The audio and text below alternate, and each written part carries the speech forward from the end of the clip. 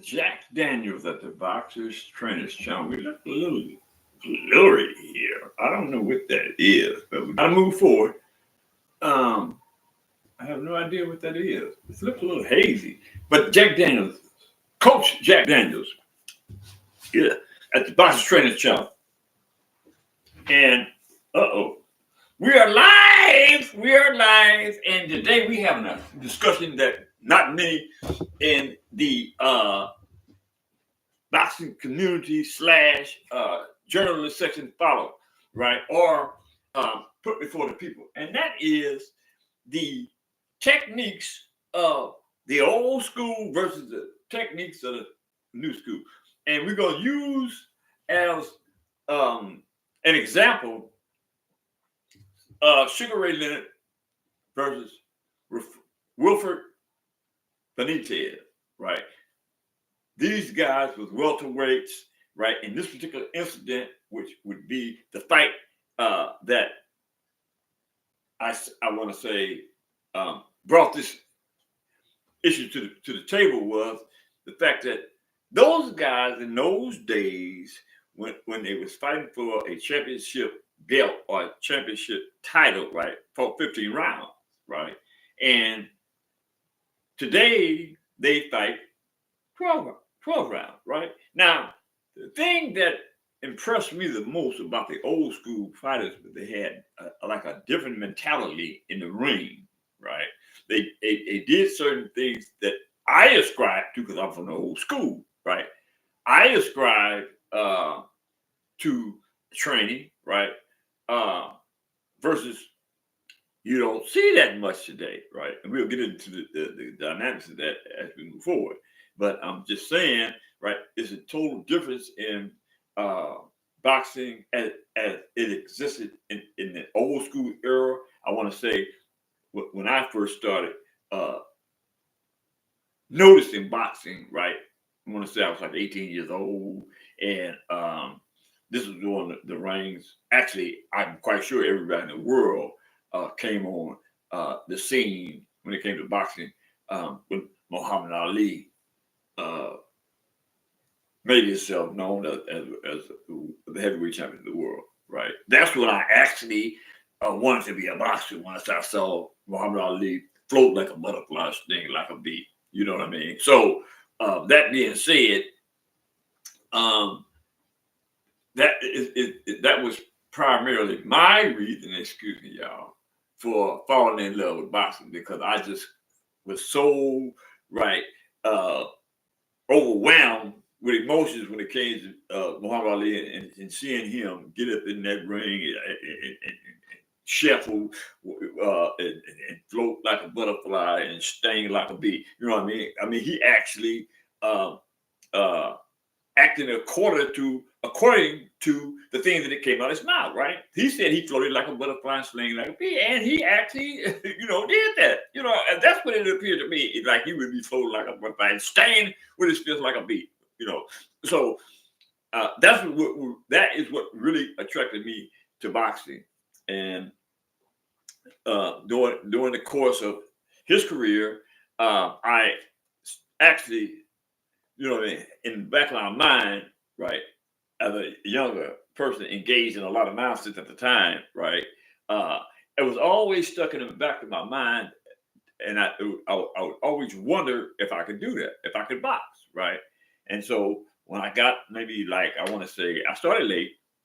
Well, I think maybe like 28, 29-ish, in that, somewhere around there.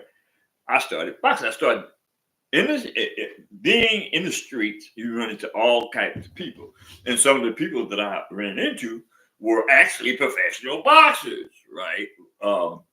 There was Sonny Carter. May he rest in peace. Now, Sonny Carter was a heavyweight, and he had a set of hands compared to none, right? And I don't know. I'm not going to say. I'm going to Google Sonny Carter, because he should be somewhere in the boxing archive, because he was bad, and he was a professional boxer, right? He was out of Oakland, California, and also there was Simi Paschal. Simi Paschal is actually the person who really encouraged me, because we should be in certain circumstances, right, where we were like in a situation where we had to do something, right. So he would always come and because he semi-Pascal was also, may he rest in peace, was also a hell of a boxer, right? You know, and some of the things that I'm gonna discuss in regards to WILFRED BENITEZ, I saw that in Simi Pascal, right? Simi Pascal used to always come up to me and throw his hands and right and jab at me, and the right hand, left hand. Oh, he just everything, right? I didn't know nothing. I was like, "No, what you doing? Why are you doing that?" Right? But he was trying to pull something out of me, and he did. He did. So that encouraged me as a result of him pouncing on me like every day. He would be pouncing like, and I'm like, "Man, I knew he had a reputation with his hands, right? So I didn't want to get silly and I didn't want to get silly and act like he didn't have hands, right? And challenge it, right? Because your ego gets flared up, right? And you start propagating false intentions, right? You start telling yourself, "Oh, I can't, man." Psychologically, you be telling yourself, "Man, I can whoop that dude. That dude ain't all that bad, right?" But I was not that silly, because I was watching him sparring, right? He would be out there sparring. I would be like, "Man, I know I can get around not letting him punch me." If I was boxing him, I would say this myself. I would say, "Self, if you was boxing, what would you do?" But anyway, I didn't get to the point where I did that, but I'm just saying, psychology is a mother, right? If you know what I mean. So anyway, I went from there to uh, sneaking in corners, jabbing and throwing it right hands, and you know what I'm saying, floating like a butterfly, or attempting to float like a butterfly. But actually, I'm going to be sincere with you. It was a time in my life that I could actually float like a butterfly, because that was my style, right? I fashioned myself after Muhammad Ali. I did not want to get hit, right? And the only way you're not going to get hit is you got to be on your toes. You know what I mean? You got to be moving on your toes. See, and that's another thing that I want to bring to the table in this discussion, right? In regards to old school versus new school, right? These new school cats, right? Um, they have a tendency, like I brought this up before, they have a tendency to, you know what I mean, be and before their opponent, right? And their opponent comes forward, uh, and this is the majority of the guys, even the champions, right? They have a tendency to uh, move back, right? Get that person some room, move back, right? You know what I mean? Everything is the feet is planted correctly, but I'm saying they have a tendency to move back. You know what I mean, wasn't taught that, right? I was taught that to use energy to back up when you can pivot off the impact of your opponent's punches, what would leave you with more energy, if you know what I mean, to uh, deal with your opponent, right? If you're moving back, you're constantly moving back versus pivoting off a punt. If he hits you, you pivoting off your feet to the left or to the right, you limited movement, right? So that is the idea of pivoting. Now, Sugar Ray Leonard and Sugar Ray Leonard and WILFRED BENITEZ, right? I watched that fight again. I mean, I watched it when it happened, but I'm talking about that was years ago. But I watched it today, right? And I really noticed something that I always talk about when I'm talking to y'all, right? WILFRED BENITEZ didn't give ground. You know what I mean? He did not give ground. He did not back up, right? He pivoted. He was high guard up and throw punches from a position that was before his opponent, right? He never. I mean, quite naturally, there's going to be occasions when you back up, but the majority of the fights that I saw with WILFRED BENITEZ, he didn't give ground. He stood right there. You know what I mean? Caught punches, right? Pivoted, right? Clinched. You know what I mean? He just never. I was like, damn. You know what I mean? Well, wait a minute. I didn't really take notice to it back in the days, right? I didn't. But I took notice today when I went back to his tapes, and I was laying like, damn, he ain't giving no ground. I don't care who he was fighting. Roberto Duran, Sugar Ray. I don't care who he. I think he fought Tommy Hearns. I got a list of fights that he did, but he never gave ground. And I'm like, today, when you're dealing with these boxers today, they're constantly giving ground. You know what I mean? It's like you exuded energy that could better be saved, right, as the fight goes on. And see, another thing about Benitez was it was fighting 15 rounds, right? So you have to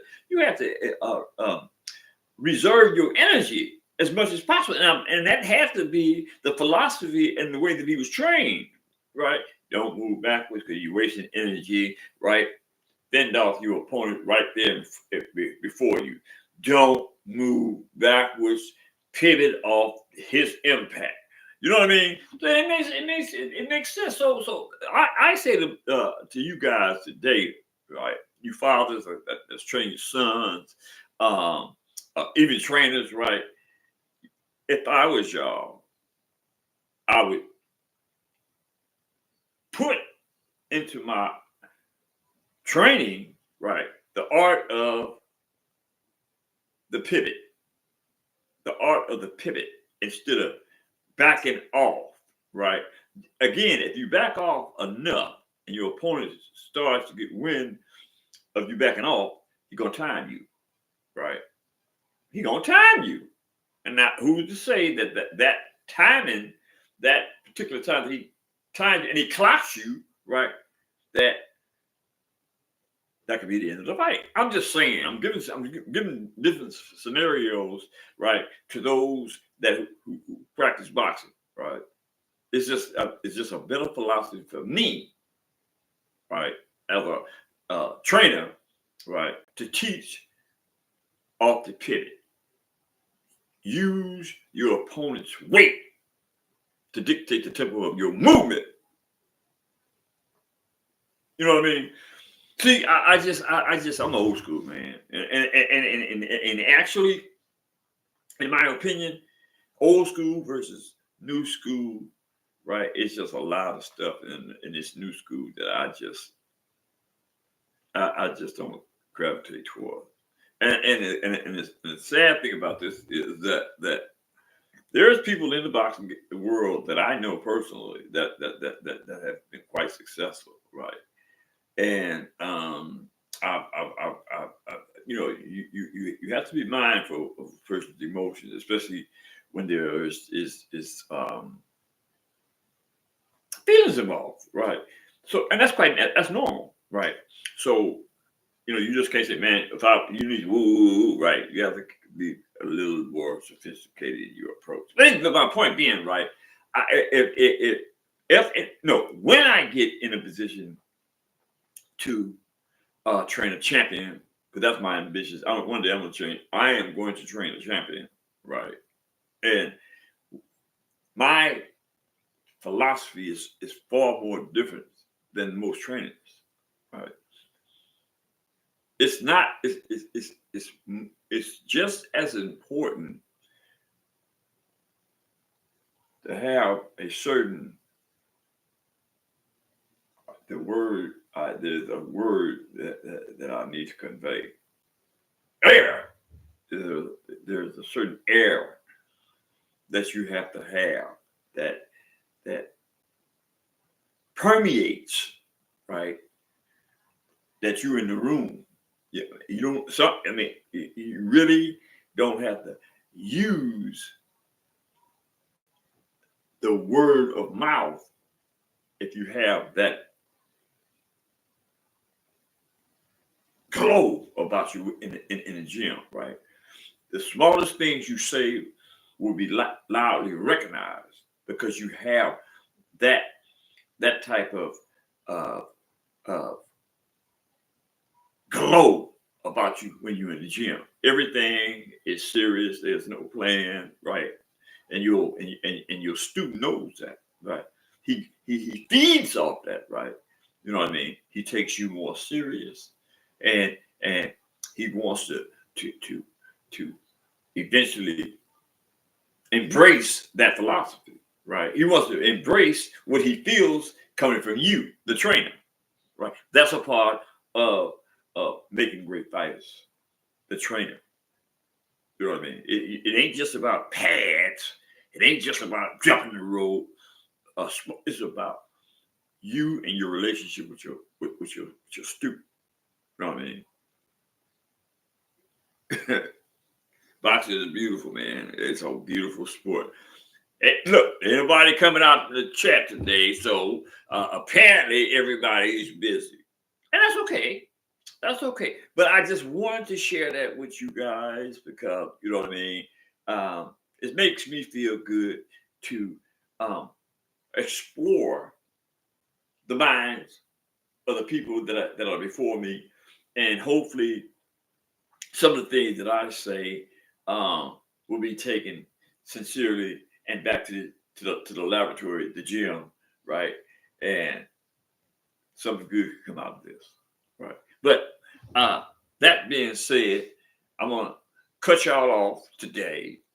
Be back tomorrow with another hot one because that subject I believe needs to be brought to the table because hopefully it'll inspire boxers, right, to stop moving backwards for once, pivot off your opponent's punches, and be better boxers. Be prepared to go 15 rounds and 12 rounds. Right, that takes a lot of work, man. Them dudes are going 15 rounds. Anyway, I'd appreciate it very much if y'all would hit the subscription button, share my videos with your friends and relatives, even your enemies. I don't care. Make sure you get it on out there. And you know what I'm saying? And let's get this podcast where it's supposed to be, at the top of the food chain. You feel me? Drop a comment in the comment section and tell me what you think about old school versus new school. And with that, y'all, have a great day. Later.